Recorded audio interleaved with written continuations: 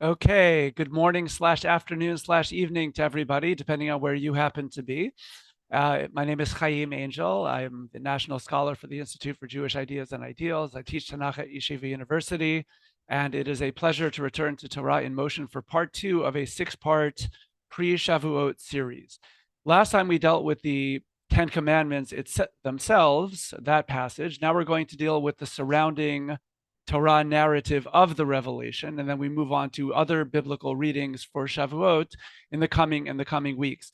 I just posted in the chat the source sheets. If you don't already have them, you could just click on that, and then you will have access to the Torah in Motion website, which has all of the source sheets, at least one by one, as we do them. If you missed last week, I believe that they've already posted the first shiur on YouTube as well, so you're obviously welcome to go hear that. Okay, we're going to start with one share screen, which I hope I can pull off. I think that I am able. Just one thing that's not in the source sheets, just because it's part of the revelation and it's so important. And that is chapter 19 of Shemot of Exodus, verses 5 and 6. So I'm going to read the English as usual, but again, you have the Hebrew right in front of you if you would like. Now then, if you will obey me faithfully and keep my covenant, you shall be my treasured possession among all the peoples. This is the chosen people idea first time, and there will be many other manifestations of that in different formulations throughout the Tanakh. Indeed, all the earth is mine, but you shall be to me a kingdom of priests and a holy nation. These are the words that you shall speak to the children of Israel. Okay, so I can give a whole shiur, and in fact, I do give a whole shiur on the whole idea of the chosen people in Tanakh. That's not today. But what is today is just a very brief note that there's no clear-cut answer as to why God chose the people of Israel in the first place in Tanakh. It's really interesting. God just tells Abraham, leave your land, leave your homeland and your family, and go to the land that I will show you, which turns out to be what we now call the land of Israel. Okay, that's great. So why did God choose Abraham in the first place? That's really an interesting question. So there's a fundamental debate among our commentators about how to handle that. One side of the coin are people like Ramban, Nachmanides, who understands it like this. There is a whole midrashic lore, huge and very well entrenched in our tradition, that Abraham discovered God and was very righteous long before God spoke to him when Abraham was 75 years old. Okay, that's why God chose him, according to Ramban and all those who follow that sort of approach, meaning that Abraham merited being chosen.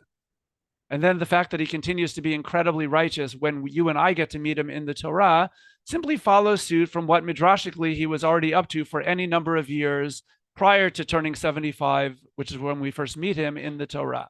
That's one track. Second, I always have to remember when I move my hands on Zoom to hold them up to the screen so you can see that I'm really talking. I sometimes forget I'm moving down here. You don't know that. Okay, so in the meantime, the second side of the coin is people like Maharal of Prague in the 16th century in Czechoslovakia. He says, no, the Torah goes out of its way not to tell us why God chose Abraham, and that's purposeful. The Torah could have done that. It could have said, like Noah, Noah is righteous, good, he gets to be saved from the flood. Terrific. I get it. It's all good. In the case of Abraham, there's no specific reason given why God chose him, and Maharal says that's the point. And the point that, according to Maharal, the Torah is trying to bring home is that God's choosing of Abraham is unconditional. It simply won't matter down the road if Israel sins or not. Yes, it matters. It's terrible when Israel sins, but God can never unchoose the people of Israel. Why? Because the original act of chosenness wasn't merit-based. And of course, being a good rabbi that I am, so who's right? The answer throughout all of Tanakh is, of course, both of them are entirely right, as the old joke goes, but it's actually true in this case. The Torah and the rest of Tanakh, they never tire of mentioning that Israel threatens its relationship with God every time it sins fundamentally. It betrays its loyalty to God. That comes out time and time again. And it's even portrayed in marriage terms as a separation from the marriage between God and Israel. But it's never a divorce. Maharal is right too. It's never a permanent rejection or separation. And so this is a very important concept that is so important that since it's in the chapter that we are going to explore other dimensions of in the Revelation context, I'm not going to mention that. And just as a bonus, the idea that Israel is described as a nation of priests or a priestly nation or a holy nation, nobody else in the ancient Near East had any concept of any of that whatsoever prior to God doing this to the people of Israel. So our holiness comes specifically through our treaty, our covenant with Hashem, with God. And so these are important points that merit their own shiur. One of the most popular shiurim that I give, by the way. It's just not today's shiur, but I wanted to at least give that taste of it because it's relevant to the chapter that we are in. Okay, most of chapter 19 of Exodus, which is also not in your source sheets, then has thunder and lightning and drama, and God is telling Moshe, bless him, we should all be this healthy at age 80, is shuttling up and down the mountain like it's nothing, communicating what God wants to the people and then communicating what the people say to God. He's the middleman in chapter 19, where the people agree to accept all of the terms of the treaty with God, what you and I now call the Torah. And God is very pleased with that. And God consistently and repeatedly warns Moshe to create some kind of physical barrier involving people around the mountains, that nobody goes onto the mountain during the revelation. That Mount Sinai is sacrosanct during this revelation. No human being, or for that matter, animal, I suppose, may touch it in any way or face death. So nobody's going to go on that mountain or even too close to the mountain. So those are the pieces of most of chapter 19. Then we get to the first part of what we are going to really talk about today, which is what exactly, this is the only time in all of human history, both for the people of Israel or for anyone, where God revealed his voice to an entire nation. Many different peoples have claimed prophets of one kind or another. That's fine, but you never have this idea of national revelation anywhere. This is a one-of-a-kind thing in human history. Okay, so what I was taught as a kid is that God revealed what you and I call the Ten Commandments, what we talked about last week, to all the people of Israel. Then the people are going to have a serious panic attack and say, they're going to come running to Moshe saying, we can't handle this type of revelation. We're going to die. Please, Moshe, you be the middleman. God will speak to you and you tell us what we need to do and we'll do everything. But please don't make God talk to us anymore. Moshe's like, great, God approves, it's all good. And that's the way the rest of the Torah goes. So at least the picture that we get is that God revealed the Ten Commandments, the entire version of the Ten Commandments, to the people of Israel. Then they panicked. Then that was it. Then came the new plan from that moment onward. But despite that party line, there are three really cool ambiguities that we have to at least think about today. And here we go. That's what source number one is all about. Again, I sent out the sources or the link to the sources. You should have already gotten it anyway, just from the Torah in Motion email that you hopefully got. If anybody still needs the sources at this point, I could resend that link. I think that's the best way to do it. That way I could see at least many of your faces at one time, which is way better than not seeing all of your faces at one time, but just seeing my own sources, which I can just do with these handy pages that I have over here. Okay, so here we go. Source number one. The Hebrew reads in source number one, Vayered Moshe el ha'am vayomer alehem. And then the English, and Moses went down to the people and spoke to them. After God said, make a barrier, so Moshe went down the mountain and spoke to them. Then, verse 1, Vayedaber Elohim et kol hadvarim ha'ele lemor. Then in the English down here, this is just the New Jewish Publication Society translation. God spoke all these words saying, colon. Okay. Go back to verse 25 of chapter 19 for a minute. Vayomer alehem. So you know that in a Torah scroll, there are no vowels, and there are also no punctuation marks. So if you and I have to be the punctuators, there are two interesting ways that one could punctuate here. One of them is, Vayomer alehem, he spoke to them, colon. That would be a perfectly reasonable way to do it, and Vayomer alehem often is followed by a colon without actually having it written there. If it's a colon, that actually would mean like this. Moshe went down the mountain and he spoke to them, colon. And then God spoke all these words saying, that's not God talking to the people. That's Moshe conveying God's word to the people. In which case, the people did not hear any of the Ten Commandments from God. Cool, right? Vayomer alehem, if followed by a colon, simply means that Moshe is now telling the people what God said and then revealing the Ten Commandments. In which case, the people did not hear a single one of the Ten Commandments directly from God. They heard them via the intermediate position of Moshe. That's one way to read the verse. Another way to read the verse is the way that we almost always do read the verse, which is, Vayered Moshe el ha'am, vayomer alehem. Moses went down the mountain and he told them, brackets, what chapter 19 is all about, namely create a barrier, make sure nobody touches the mountain, end of story. And then chapter 20 begins a new thing. God now speaks and with his own voice and everybody hears it. That's how we normally understand it.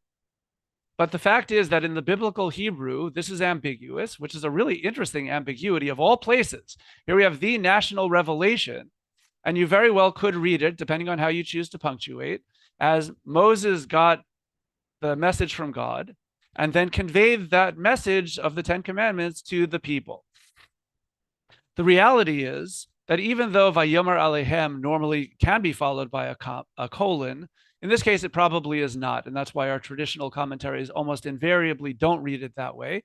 And that's because the first word in chapter 20 in Hebrew is Vayidaber. Vayidaber is a narrative sequential word that God spoke in this case, but that seems to signal something new is going on. If something new is going on, then God is the speaker, not Moshe conveying what God said.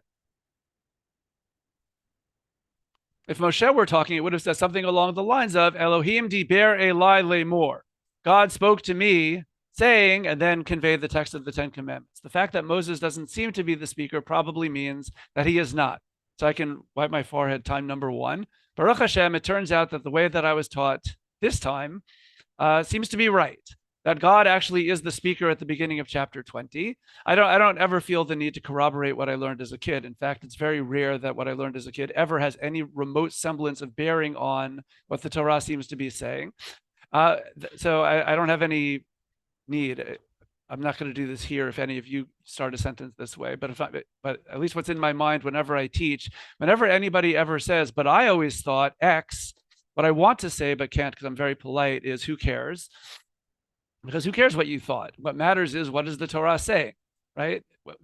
Learning is a process that lasts a lifetime, as we all know, learning as adults, right? It's not about what we learned in second grade or in college or even last week. What matters is learning is a constant engagement with the Torah, and there's something very beautiful about that. So what we thought yesterday isn't necessarily what we're going to think when we open our fresh eyes and read the text again.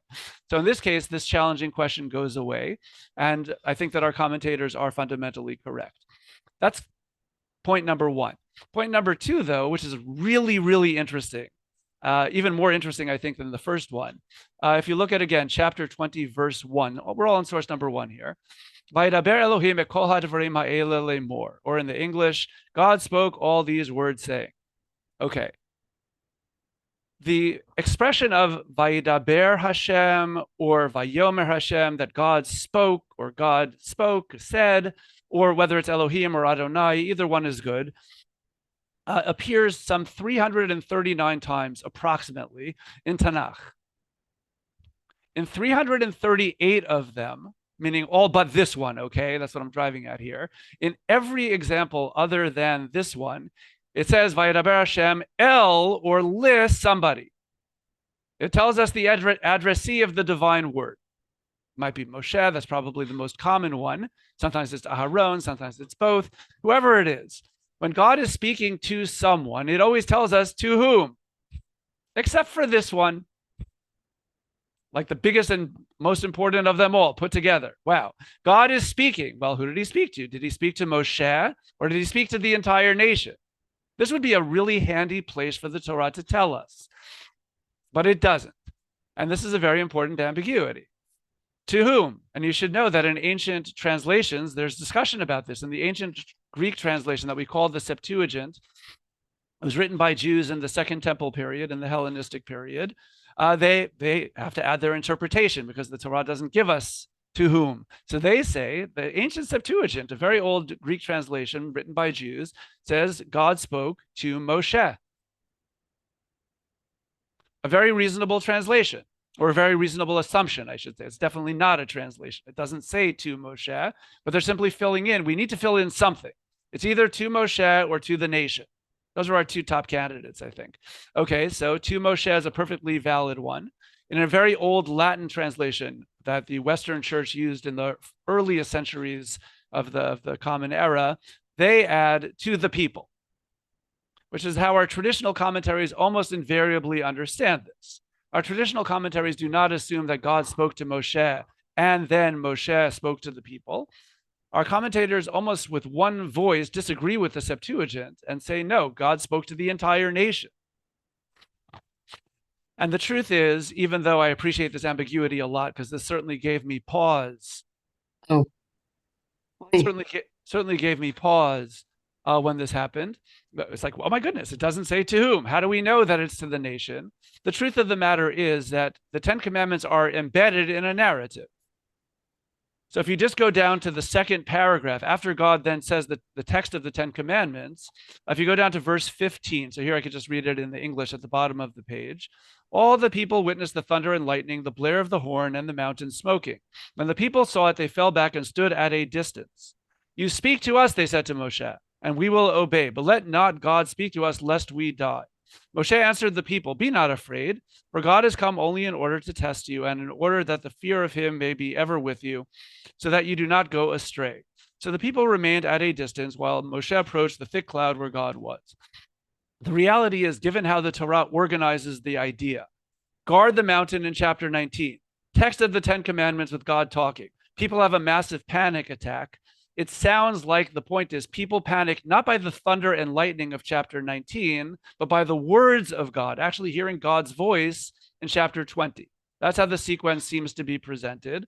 And that's why our commentators pretty much unanimously understand the text to mean God, in fact, revealed his voice to the people with words. Okay, so how about that? Can I ask? Oh, please do. When you say in Pasuk Bet, it says, וידבר אלוקים את כל הדברים האלה לאמור, and then the verse says, אנוכי אדוני אלוהיך, which means it's like a first person. So it makes a lot of sense to say that he spoke to one person, and that's Moshe. Because of the word, because of Elohe, because of, I don't understand. Yeah, because of Elohecha, because he's not saying Elohechem to the nation, which is plural, but he's saying one, then he's speaking to one person. Makes sense to me because of the language. Oh, so very good. So spoken like a true native Hebrew speaker. Excellent. Yeah. The only thing is that in the Torah, for reasons that I cannot explain to you, like think about the Shema, just to use a common example. Etc. Spoken to the singular, but obviously Moshe is addressing all of us, right? It's not to just one person. Moshe is addressing the nation in the Shema, and we say this in the paragraph of the Shema. So Elohecha does appear quite frequently, actually, in the Torah, in that singular form, not Elohechem. Sometimes it's plural, sometimes it's singular. Why that should be beats me. I don't know. But I can tell you that it happens enough that that's not going to tip the scales in this case. Right? That's all I can do for you. So you're right. Based on the way that you and I might speak, it sounds exactly like what you are saying, but based on the normal language of the Torah, that doesn't seem to be the case. I can understand why the Targum HaShivim would say that. Oh, I totally understand why the Targum HaShivim would say that. Another reason is just Moshe is God's prophet, right? It's totally, exactly. So it makes a lot of sense. Oh, totally. I don't think that it's an illogical thing. It just seems that despite that logic, the text seems to go the other way, that the people panic over the voice of God based on how it's embedded in this narrative. Okay, but then we have the third point. But since you already mentioned this, I hope that your screen name Rorit is correct. What Rorit just said, okay, good. Correct. What Rorit just called attention to, where in the case of Elohecha, it doesn't prove one way or the other. There's a third ambiguity, and this one actually draws a debate of this actually produces a debate in our commentaries. Granting that God actually addressed the nation. God actually addressed the nation with words. The fun question that comes up, which actually has a serious debate in our classical commentaries, is at what point did the nation have its panic attack? Did they have it after hearing all 10? Or did they have a panic attack somewhere in the middle? Like when God started, they all felt like they were going to explode. And they came running to Moshe right there and cut him off and said, in the middle of what you and I call the 10 Commandments, make him stop, let God tell you, and we'll pick it up. We'll do we promise we will do everything, but we want to hear it from you, not from God. We don't know from either of those last two discussions whether God said the whole text of the 10 Commandments, all 172 words, or whether God said some of them, and then the people did it. In the Hebrew, still in the second paragraph of source 1, this is all source 1. The Hebrew is V'chol ha'am ro'im et ha'kolot. That is not a sequential narrative. That could be after, but it could be during. The Hebrew really does tilt one way or the other, perfectly fair. And that at least creates the openness to this question. And then we could take it further. In the Hebrew, and here we need the Hebrew, go back to the top paragraph in source 1. I'm going to start with verses 2 and 3, Psukim Bet and Gimel. Anochi Adonai Elohecha, asher hoseticha me'eretz Yisrael mibeit avadim. The English is, I am the Lord your God who brought you out of the land of Egypt, the house of bondage. Who is speaking? Obviously, God is, right? It's in the first person, right? God is saying, I took you out of Egypt. Moshe is definitely not the speaker here. Okay, so far so good. Lo yeh lecha Elohim acherim al panai. Don't have any worship any other gods against me. Okay, God is still clearly the speaker.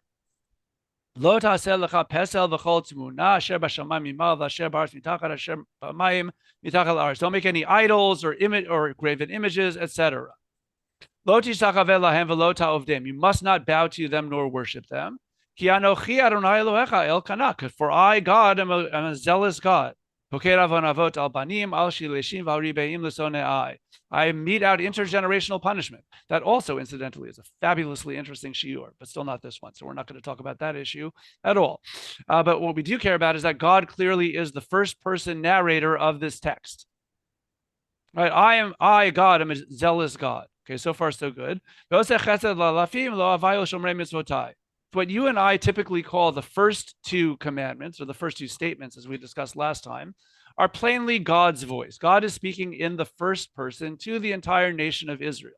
But then suddenly, verse 7, or Pasuk Zayin, Lo tisat shem Adonai Elohecha lashav. Don't take the name of the Lord your God in vain. That's third person. He's not saying don't take my name in vain. He's saying don't take the name of God in vain. And sure enough, for the rest of the so-called 10 commandments or the 10 statements, God is referred to, when he is referred to, in the third person. This already is a text issue, which is why, of course, you're going to have a debate.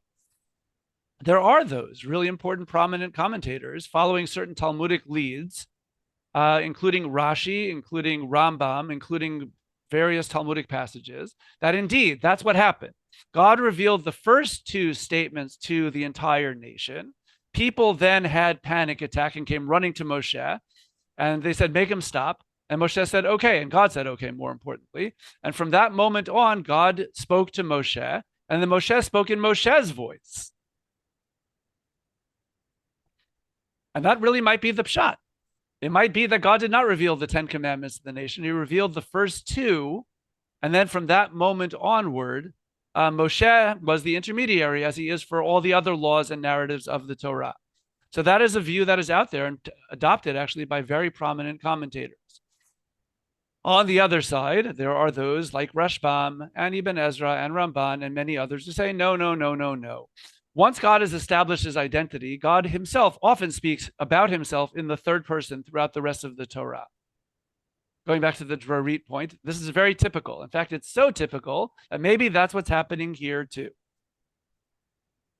And so since the narrative seems to set it up, that God revealed these 10 commandments to everybody, and then you have that embedded in the narrative, and then people have their panic attack, Rashbam, Ibn Ezra, and Ramban all understand that, okay, God simply speaks, it is I am the Lord your God who took you out. Once we have that established, then God speaks the way he speaks oftentimes in the Torah. So you don't have to read very much into this first to third person switch.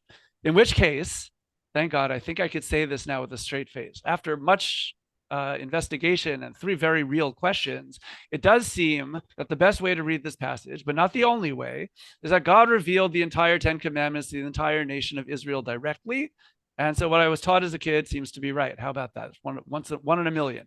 That's really very amazing. So I'm happy about that. Now that we've actually sweated out this text, you should know that in the book of Devarim, the book of Deuteronomy, when Moshe retells this story, and who better to retell this story than Moshe, it seems that we were right all along.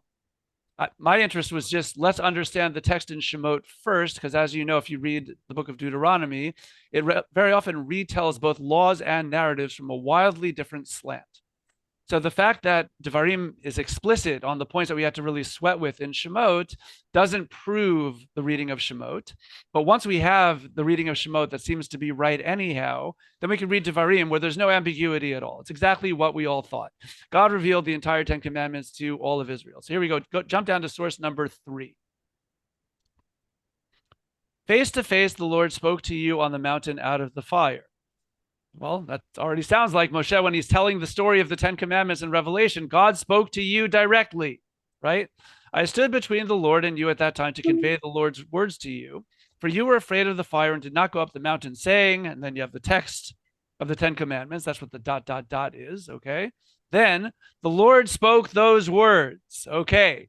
Sounds like all of those words. It sounds like all 10, doesn't it? Like here, I can't play around with this at all. It just sounds like Moshe is telling us explicitly what we had to seriously work on in the book of Exodus. Here, Moshe is just saying, God spoke to you directly. He said all of these words, those and no more, to your whole congregation at the mountain. So the Septuagint is out the window, at least if you want to believe Moshe's account of the story, right? The Septuagint said to Moshe, well, Moshe is saying, no, he spoke to everybody. I would trust him on this one and on everything else while I'm at it. Okay. So here we go. To your whole congregation at the mountain with a mighty voice out of the fire and the dense clouds. He inscribed them on 2 tablets of stone, which he gave to me. When you heard the voice out of the darkness, while the mountain was ablaze with fire, you came to me, all your tribal heads and elders, and that's where the panic attack part of the story happens. It's after all of those things. Okay, so it seems like Moshe's retelling of the story corroborates the basic reading that required a lot more work over in Shemot, in the Exodus narrative.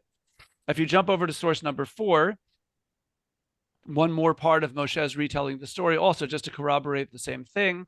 But take utmost care and watch yourselves scrupulously, so that you do not forget the things you saw with your own eyes, and so that they do not fade from your mind as long as you live.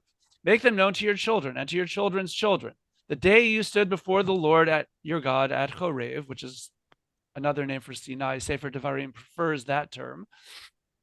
When the Lord said to me, gather the people to me that I may let them hear my words. Again, Moshe takes for granted that God is saying that the people of Israel are going to hear the words of God in order that they may learn to revere me as long as they live on earth, so that and may so teach their children. You came forward and stood at the foot of the mountain.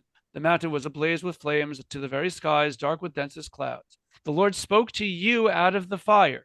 You heard the sound of words, but perceived no shape, nothing but a voice. Moshe, if you read the book of Shemot, you realize it really kind of sounds a little bit like there's some physical something that they see. Moshe here is trying to disabuse the people of that possibility. God is transcendent, he's invisible, he's incorporeal. There's no way that you saw anything. You heard the words, but Moshe takes for granted they heard the words.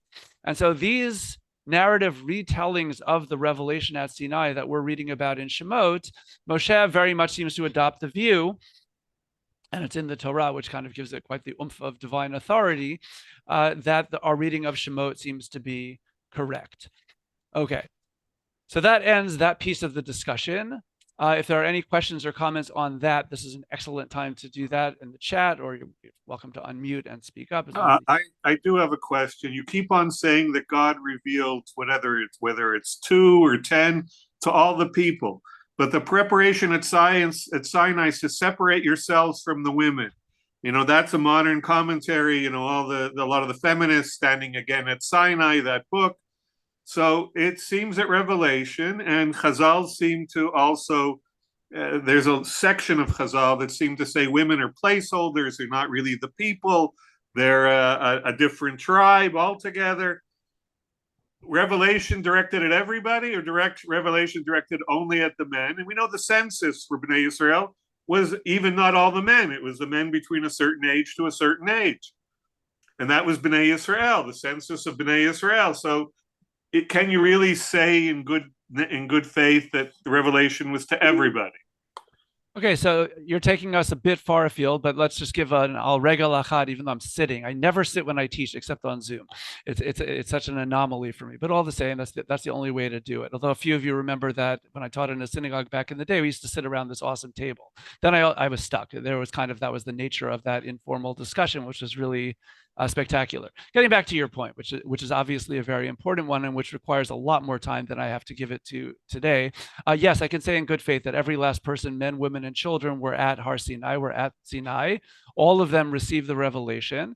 And in fact, God wants to enshrine that experience on a 7-year basis. There's an unusual mitzvah that we call in Hebrew hakel, the gathering of the entire nation to what becomes Jerusalem once that is established as the capital with the temple, where some very prominent individual, halakha understands that it is a king, Josephus reports that it's the high priest. I'm happy with one or both of those at any time you like. But some very high official is going to read the Torah, and everybody must be there. Men, women, children, and even what you and I would call non-Jews. Anybody living in the land of Israel is expected to be at Hakel. There is no question that that is simply coming to relive the original Sinai experience. The fact is that you are right, and it's long been noted, that typically speaking, when God addresses the nation, the presumed listener is male. There's no question that you are right about that. But the idea that the Torah was given to males only, obviously, is but the direction before Sinai was to the men. It wasn't separate yourselves from your spouse, which could have also been said. I understand it seems that it was directed to the men. I understand your point. And again, when Moshe speaks to the leaders of Israel, they are men, and he definitely speaks with a male voice. There's no question that you are correct. That all being said, it is plain that the revelation from God is to men, women, children, everybody who is present at Sinai, not just the men. I mean, there's much more to be said. But I agree with your point. You're of course correct in terms of the voice of the Torah here, there, and many, many other places. There is no question that you are right. But at no moment is there any impression that is ever meant to be given that the Torah is not equally given to the entire people of Israel from the get-go.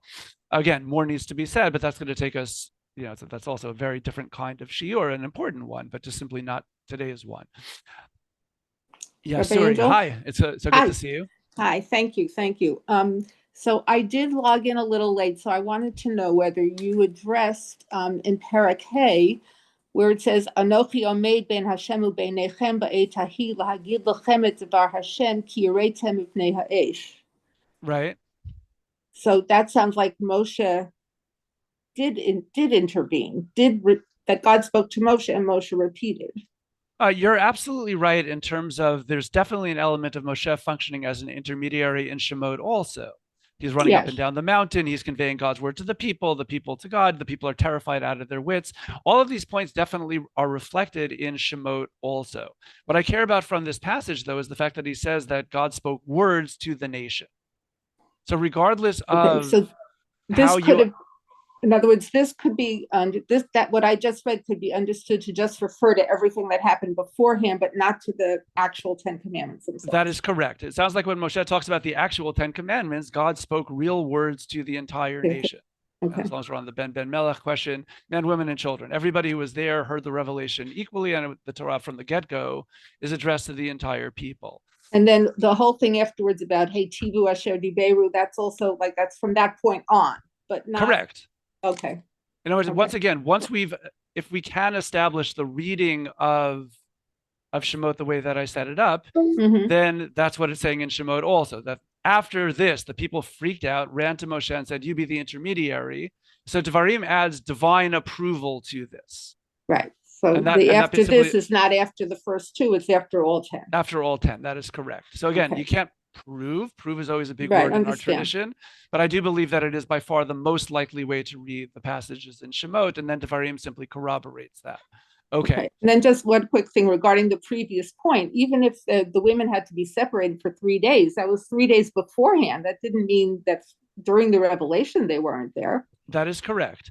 And again, the Let's say separation. Nechonim l'shloshet Yeah. yomim. It's very clear both in the Torah narrative, and you're absolutely correct, and all the way down. And again, Hakel is just a good way of thinking about how the Torah there it enumerates men, women, children, gerim, gerim meaning what you and I would call non-Jews living in the land of Israel. Anybody who physically lives in the land of Israel, even babies who can't understand the Torah, at least not, they might have some positive experience from Hakel, but they won't understand the word so well. Although honestly, I find it very hard to understand the words of the Torah. I spend a lot of time trying to unpack the different sections too, and I'm not a baby anymore. But that all being said, yeah, of course you are correct, and the Torah across the boards makes that point. Okay, so getting back over to here, one last point over in source number 1.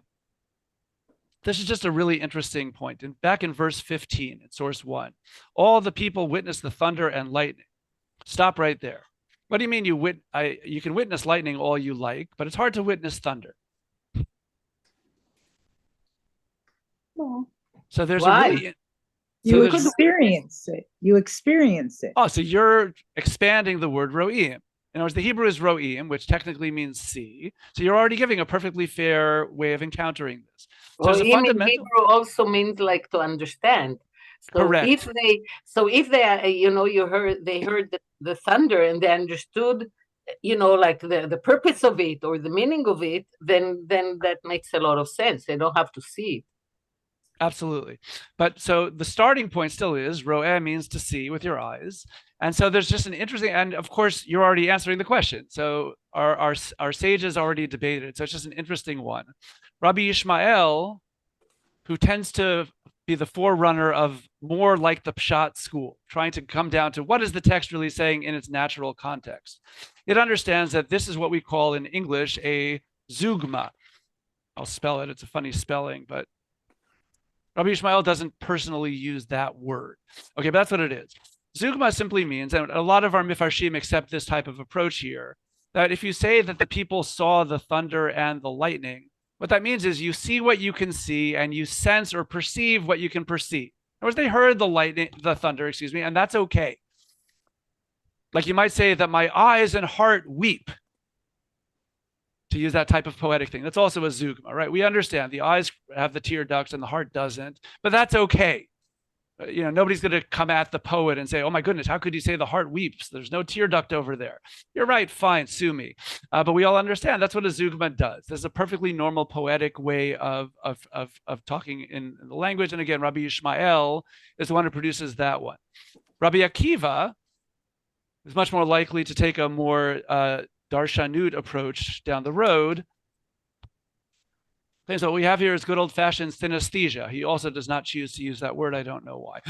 Synesthesia is sometimes an experience is so intense that your senses kind of bend. And whatever's going on at this revelation, this is a good moment where things are really very intense and you experience it in the totality of it. I think what Debbie was saying before. So it also has that poetic oomph of, whatever the intensity levels were at Har Sinai, they were really, really, really high. So Rabbi Akiva understands that that's what the Torah is conveying. He uses this not as a poetic way of saying my heart and eyes weep, but by saying, no, the heart is really weeping today because this was just overwhelming. It's a way of conveying that sense of how overwhelming and powerful this experience was. Okay? It was a full body experience. Full body experience. Excellent.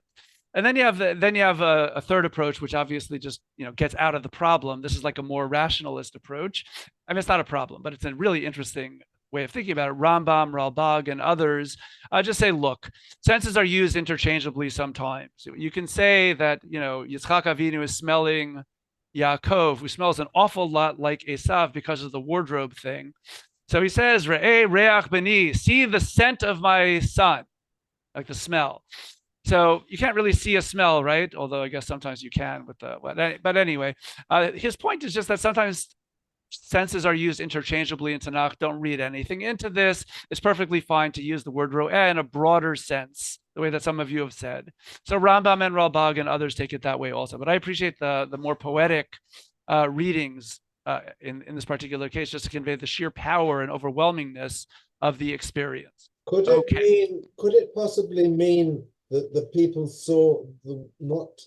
didn't hear the words, but saw the writing, which is how we ourselves receive it and how we've received it ever since Matan Torah. I mean, you're certainly right that they see the writing later on, but at this moment in the narrative, there's nothing in writing. Moshe will subsequently go up onto Mount Sinai, be there for 40 days and 40 nights, and he will come back with the luchot. He's going to come back with the tablets, and ultimately it will be written down with ink on a Torah scroll, but none of that written text exists yet in the real time of this narrative. At this point, they're seeing an experience, and the question is how you understand this experience. Okay, so now we go over. Now we go over to here. If you No. if I'm sorry. No, I was going to say maybe if they heard, they were afraid they would die. Like in 16, it said, Al Yidaberi Manu Elohim Pen Namut. No, for sure, you're right. The sound of God's voice was so overwhelming, regardless of how you understand seeing light, seeing thunder. They heard God's voice that you could definitely hear, and that was overwhelming to them. You're for sure correct about that observation. Okay, let's move on to source number 5. One more leg of our journey for the day. So here we go. Ve'el Moshe Amar, source 5. Then he said to Moses, this is after, by the way, the revelation at Sinai, the 10 commandments, and then the mishpatim. By now there are many more laws by the time you get around to chapter 24. Then he said to Moses, come up to the Lord with Aaron, Nadav and Avihu, with 70 elders of Israel, and bow low from afar. Moses went and repeated to the people all the commands of the Lord and all the rules. That's in Hebrew, the mishpatim, referring presumably, there is a debate over this, of course, but we don't need to unpack this debate right now. It seems to be that it refers to the mishpatim, the laws that are revealed in chapters 21 through 23, right immediately preceding this. Vayan kol ha'am kol echad vayamru kol hadvarim asher diber Hashem na'aseh. We will do all of the laws. Good.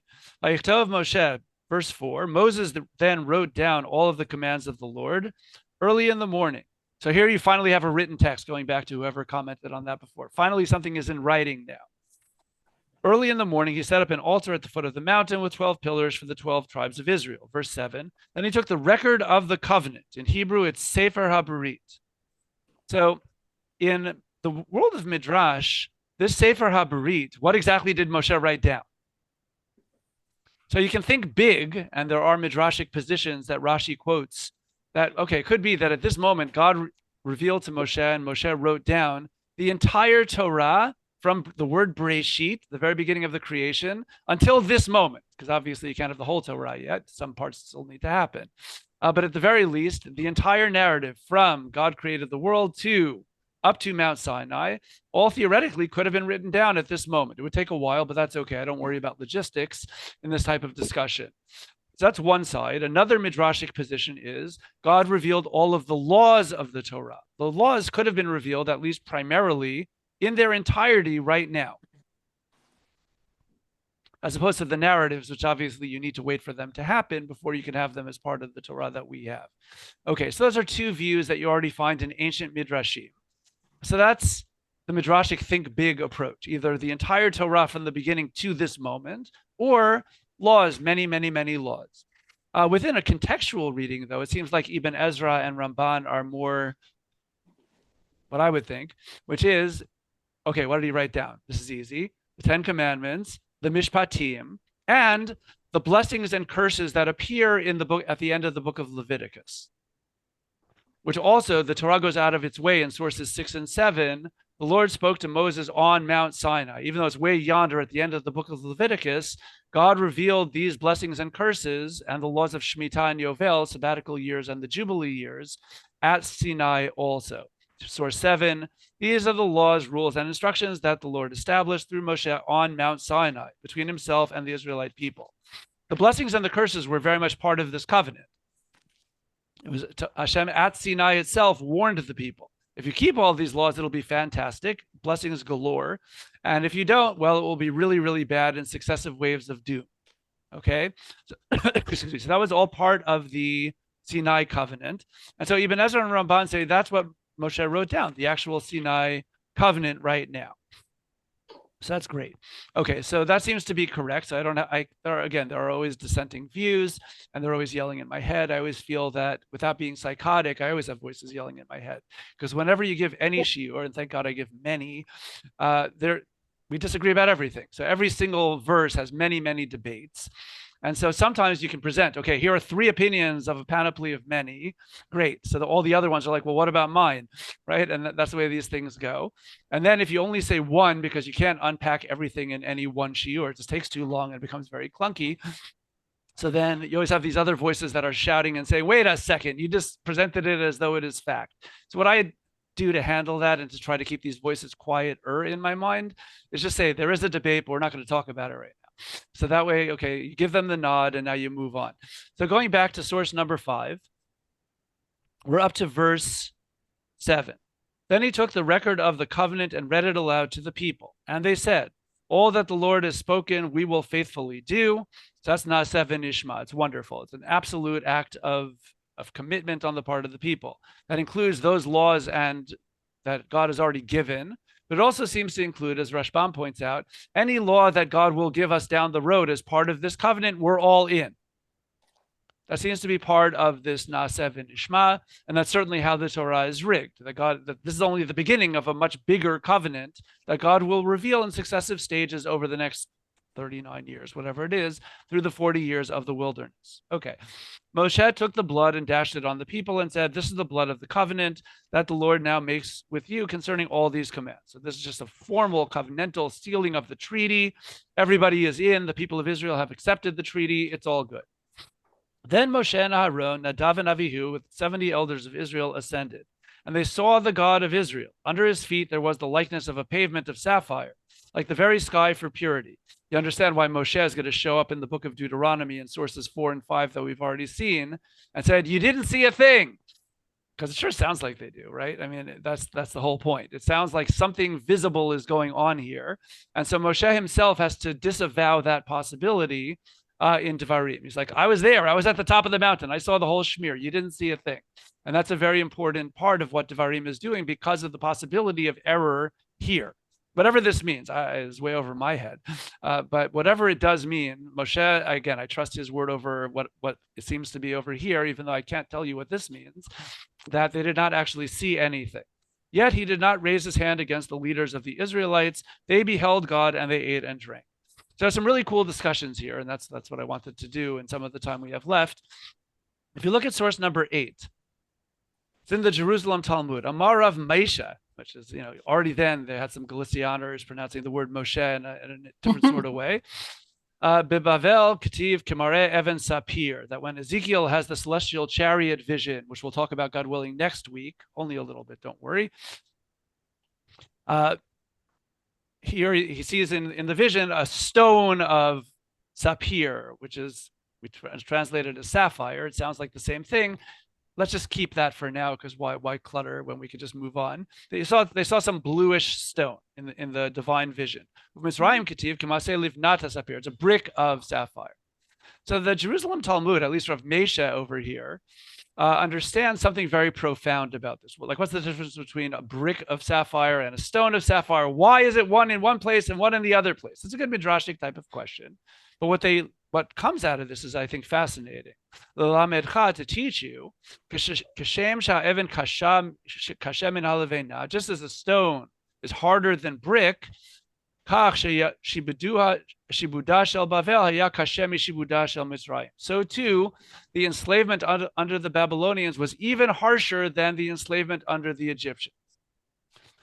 Okay, what I like about this is we're talking about the most exalted visions in the history of the world of God and his heavenly host, whatever that means.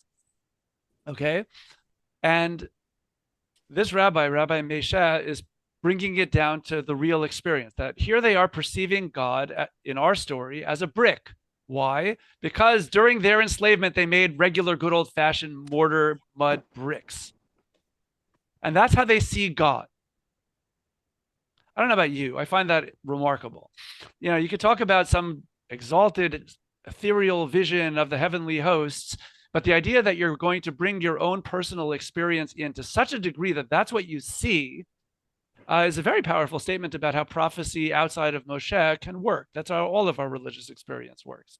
That when we relate to God, as much as God is transcendent, we bring ourselves very much to that table and that relationship. So this extreme example, I think, is a beautiful way of conveying what everybody's religious experience is really all about, that each one of us is unique and each one of us comes to God, even with the same mitzvot, the same commandments, the same Torah, doesn't matter. No two of us experience God nor the Torah the same way.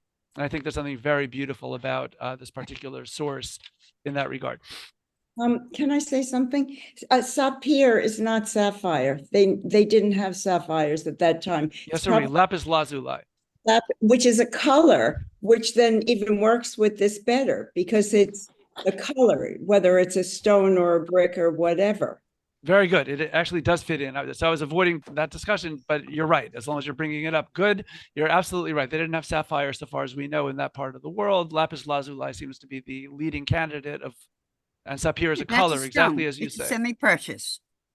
Indeed. No, it's definitely a real stone, and it's very pretty as well. Okay. Why was it important to compare Bavel to Egypt? Because of, I think, of what I'm saying, that the sages of the Talmud here are saying that even in this, here, let me just go with this because I have time is limited. I want to make sure to cover two more points. The whole point of that Jerusalem Talmud is to bring out how personal experience greatly shapes our religious experience. I think that's what the point of the Talmudic passage is all about. At the level of pshat, I wouldn't fuss too hard about brick versus stone. I wouldn't have even noticed, even if I read carefully, because you understand that this is an exalted vision. But I think the sages of the Talmud have their finger on something really very important about all of our religious experience. Okay, two other favorite midrashim. One is not my favorite midrash, even though I think it's very cool, but it was the favorite midrash of David Ben Gurion. He was, I don't agree with his readings of Tanakh very often, but he certainly knew Tanakh extremely well and was extremely motivated by Tanakh as a visionary. He brought biblical vision in and with genuine scholarship. He wasn't just coming up with folk legends about it. He knew quite a lot about it, although, I imagine that I would disagree with him, and I imagine that his forceful personality would just make me want to crawl into a hole because of his forceful personality. But I would try to explain why I don't think that all of his readings are so convincing. But there's a book, Ben Gurion Looks at the Bible, like with very serious, thoughtful essays about various biblical themes. So in one of those, he reveals what his favorite midrash on the Revelation is. So he wasn't even timing it near Yom HaZikaron and Yom HaAtzmaut, but yes, this makes it even better. Source number 9. This is Ben Gurion's favorite midrash on the Revelation. Amar Rabbi Abahu b'shem Rabbi Yochanan, Kishenatan HaKadosh Baruch Hu et HaTorah, when God revealed the Torah, Tzipor lo tzavach, bird did not chirp. Of lo parach, birds did not fly. Shor lo ga'ah, oxen did not moo, or whatever oxen do. I always think of cows being the ones that moo, but I don't know, whatever. I assume an ox would also. Afanim lo afu, the angels didn't even fly. Srafim lo amru kadosh kadosh, the heavenly srafim, these angels did not praise God at that moment. Hayyim lo nizdazeh, the ocean stopped with the waves. That's so cool. I like that one even more than the other ones, I think. Habriot lo dibru, ela olam shoteku macharish v'yatza kol anochi Adonai Elohecha.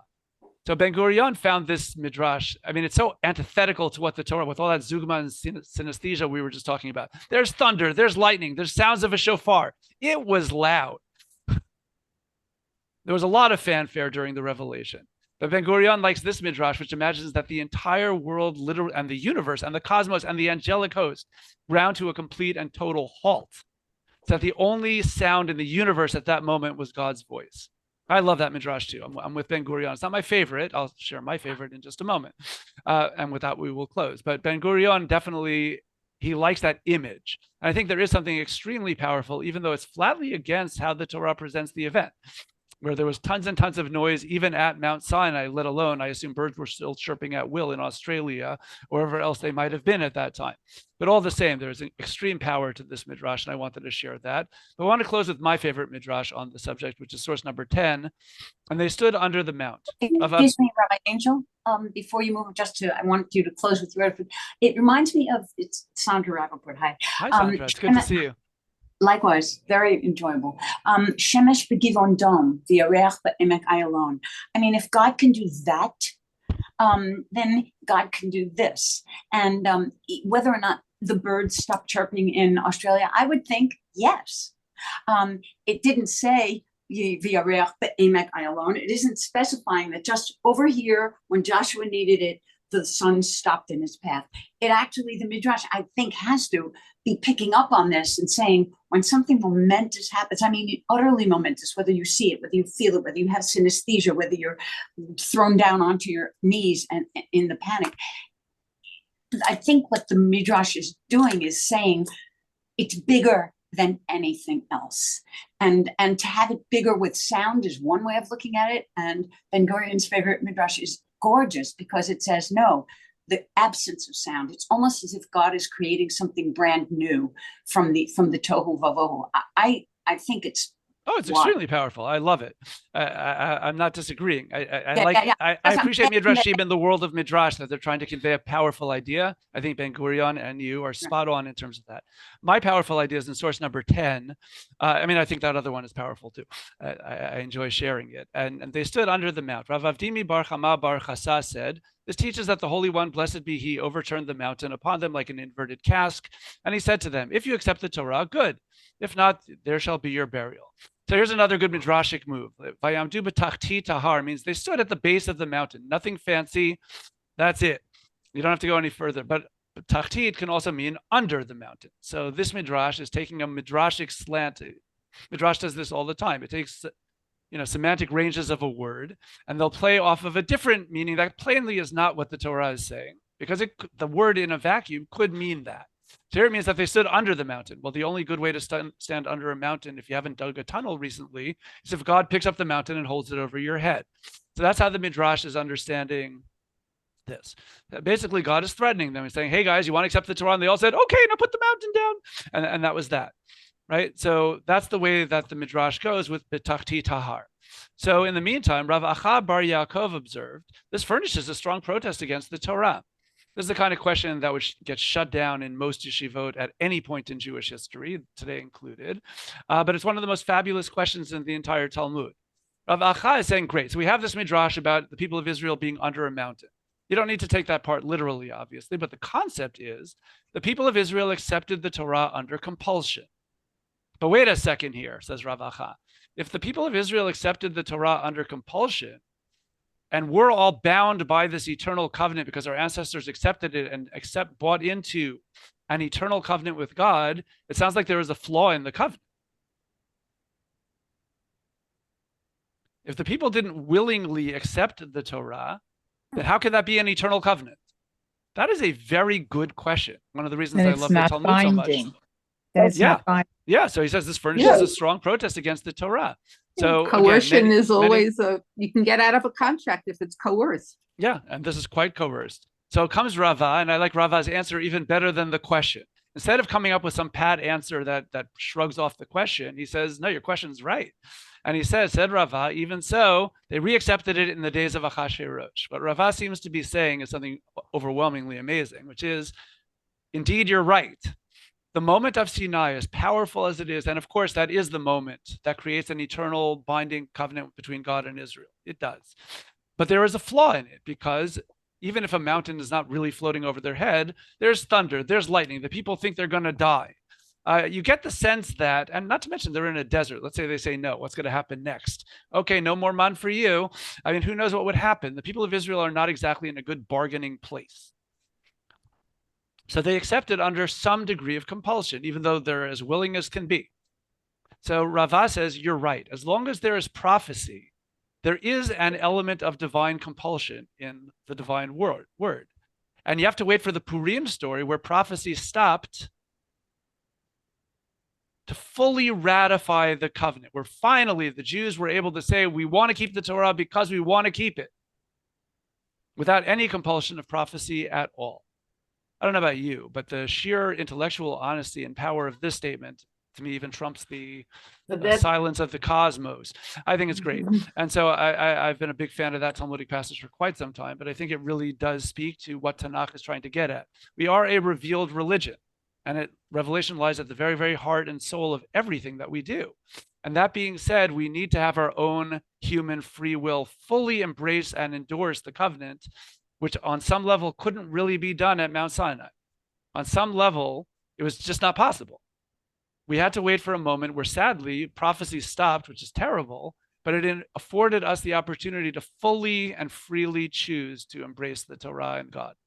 And so, but it makes sense that if Midrash also says that all future generations stood in Mount Sinai, then it could be that other generations, future generations, would accept it. So it's not only Purim, but any generation that would come after could accept it because we were all like witnesses in Sinai. Excellent. So I think the two midrashim, merged together very nicely. Very nicely indeed. Thank you so much for Hi. sharing that. Okay, so on that Excuse happy me, note, can I just, excuse me, one thing? Forgive me, Rabbi J.J. Schachter once gave a shir, and he spoke about Kaf Alehem Har Gigit, and he said it was like a chuppah. Kadosh Baruch Hu lifted up the mountain like a chuppah, and it was very hot, so it protected them and shielded them. It wasn't a negative thing. It was a very beautiful showing of love and this warmth, and the whole concept, of it being, instead of a threatening kind of a thing, was instead a beautiful gesture of love and caring. I mean, I like that. I like that much. That makes me feel much better. The only problem is that the text does say, "There shall be your burial," which seems more threatening than that interpretation of the passage. So that's why I learn it the way that I do. That all being said, I want to thank everybody again for making this such a wonderful discussion, as best as we can do that. I very much look forward to moving on.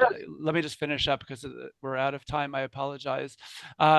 The next week we're going to do the Maaseh Merkava, the Celestial Chariot, which is the first Haftarah reading of Shavuot. Don't worry, we're not going to get too esoteric about it, if nothing else, because I don't know the esoteric meaning any more than anybody else. But I think there are things that our sages and later Jewish thought have really developed that I think we can learn a lot from. And I look forward to doing that with you next week. So have a great week, and I look forward to seeing you then. Thank you. Thank you very much. Thank you. Thank you. This